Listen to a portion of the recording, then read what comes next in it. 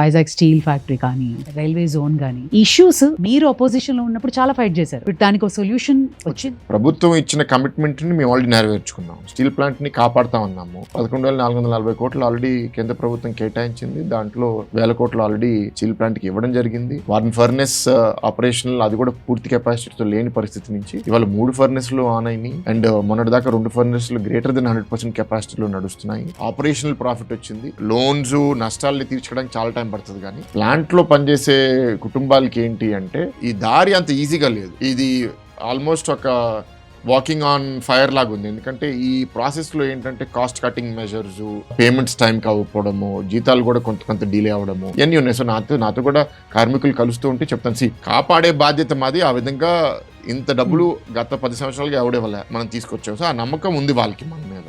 కానీ ఏంటంటే ఈ ట్రాన్సిషన్ పీరియడ్ పెయిన్ఫుల్ గా ఉంది. రైల్వే జోన్ ఎన్నో సంవత్సరాల నుంచి దాన్ని పరిష్కరించలేదు. ఈ సంవత్సరంలో రైల్వే జోన్ అనౌన్స్ అయ్యింది. వాల్టేర్ డివిజన్ ని రీటైన్ చేస్తామని కూడా కమిట్ అయ్యారు. జనరల్ మేనేజర్ జోన్ కి మొన్నటి దాకా లేకపోతే జనరల్ మేనేజర్ కూడా ఇచ్చారు. So we are making steady progress. Railway వాళ్ళు దే ఆర్ వెరీ హ్యాపీ.